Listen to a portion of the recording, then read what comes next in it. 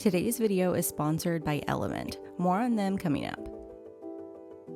It's the start of a new week, and the family and I just got back from a little family trip together, and as much as I love the beauty and the vibrancy of places that are lively and full of tourists, there's nothing better than coming home and going back into your slow and just normal life that's full of beautiful and simple things.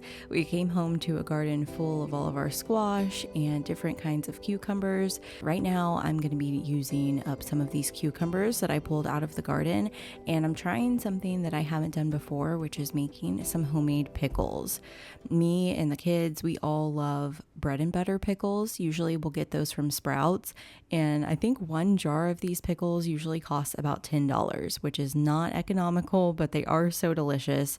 And I thought, let me try making some homemade bread and butter pickles using what we have in our garden, because it's going to be essentially almost free. It's so inexpensive to make your own homemade pickles, and these ended up turning out absolutely fantastic. So I'm excited to share them with you in case you've been thinking about trying them out too.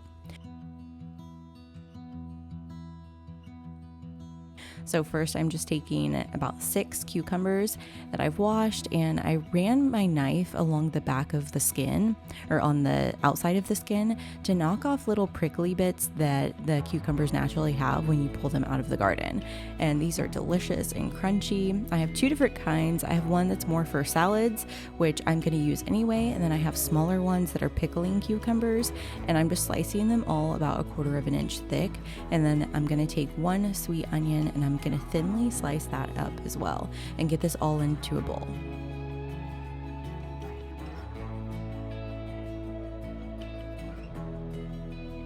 Once I put all the cucumbers and onions in the bowl, I'm adding about 2 tablespoons of salt, just regular sea salt to this, and then I'm going to cover it with a bunch of filtered water and a few ice cubes, and I'm actually going to let this soak on the counter for about an hour.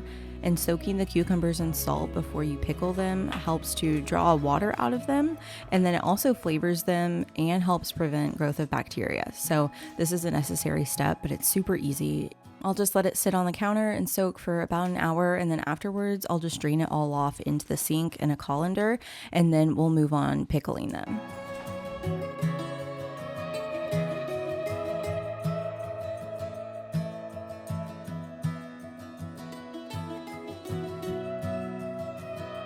There's so many different ways to make pickles and to pickle different vegetables, but I thought I would kind of start with the most basic. So instead of fermenting them or canning them, I'm just doing a really easy fridge pickle. So I'm starting with the pickling liquid here, and I'm using 1 cup of just plain white distilled vinegar. And then to that, I'm going to add in a little bit of this raw cane sugar. You could also use honey, but I'm just using this today because I don't want to waste honey in case I don't get the recipe just right.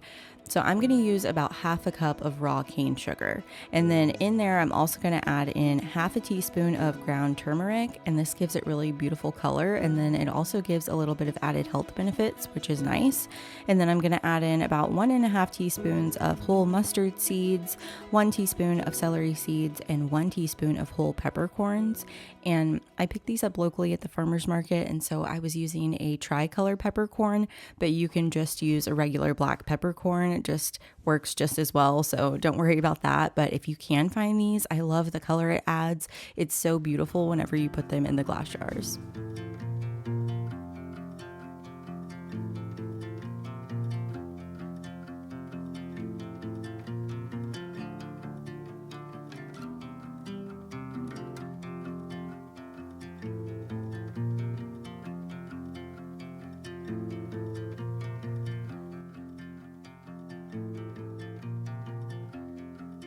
After the cucumbers and onions were done soaking, I went ahead and brought my pickling liquid to a boil, and then after it was simmering and boiling and that sugar's kind of dissolved, then I'm going to go ahead and add in those cucumbers and onions and just stir it in for a couple minutes, just 3 or 4 minutes. You don't really want to cook them down because you still want those pickles to be nice and crunchy.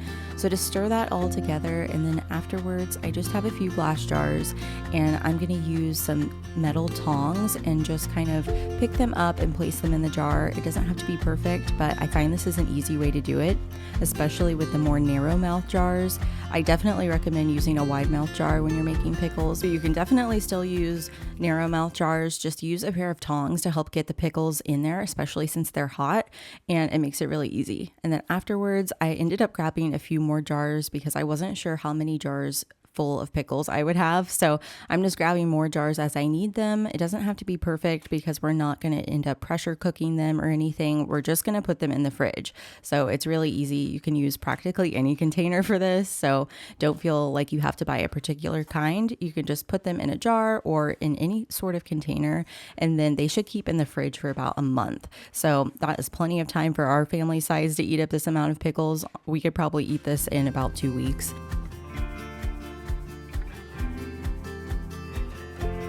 Press those down a little bit. You want to make sure that they're as submerged as you can get them. And I'm going to take that leftover reserve pickling liquid that's in the bottom of my big pot, and then I'll just pour that evenly over the rest of my pickles.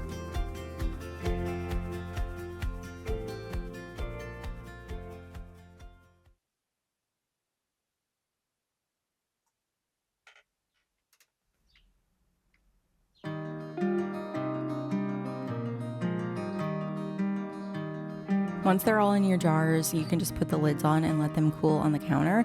But I actually remembered I had a little bit of horseradish left in the fridge, and I love the flavor of horseradish pickles, especially with bread and butter. So I added in about a tablespoon of horseradish, and I love the flavor of it. It's also a cruciferous vegetable, so it's really high in fiber and nutrients, and this is a great little way to kind of sneak in a little bit of horseradish into your diet.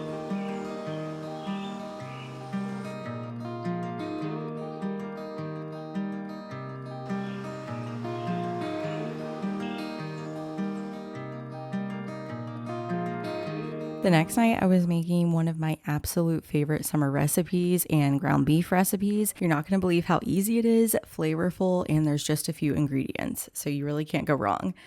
I'm using a poblano pepper here, and they're not spicy at all. They're nice and mild, and I even took the seeds out, so it really just adds a nice kind of smoky flavor, I feel like, is what poblanos add, but without the heat. So all my kids could eat this, no problem. There wasn't really any level of heat, just some flavor.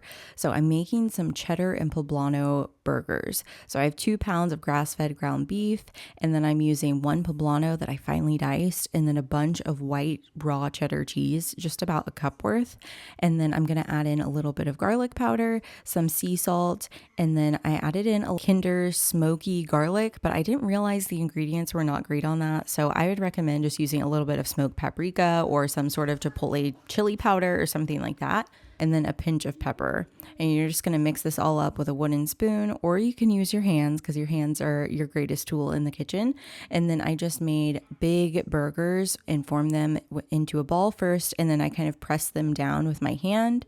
And then in the middle, I like to put a little indentation because burgers always tend to puff up right in the center. So if you make a little well, it helps them turn out a little more uniform. To go with this, I'm just doing a little bit of garden zucchini. This is from my garden. We have a ton, so we've got to eat it up. And one of my favorite ways to do it is on the grill. So I just cut it up into nice little big chunks, and then I'll drizzle that with avocado oil and sprinkle it with garlic powder and pepper. And then at the end, right when it's done cooking, I'll sprinkle over a little bit of salt. That way it doesn't release tons of water while it's cooking and get all soggy. It helps retain a better texture when you do it that way.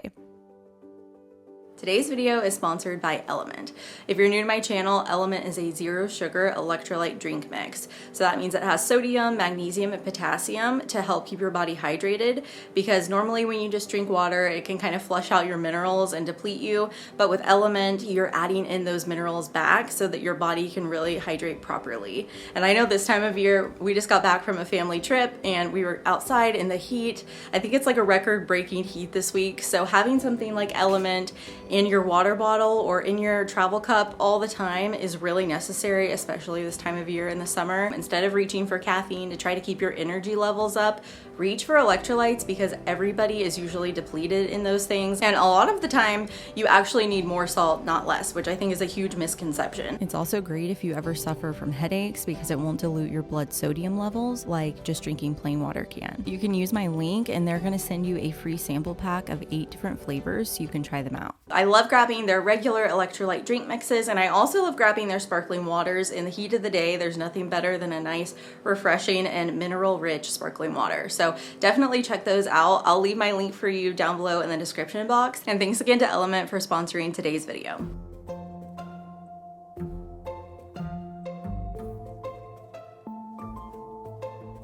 Once the burger patties and squash were ready to go, I also seasoned up just a little extra chicken breast because anytime I'm getting my grill heated up and ready to go, I like to make sure I make use of it. So I just grilled that all up and it was so delicious. These burgers are incredible. We all just kind of looked at each other like, wow.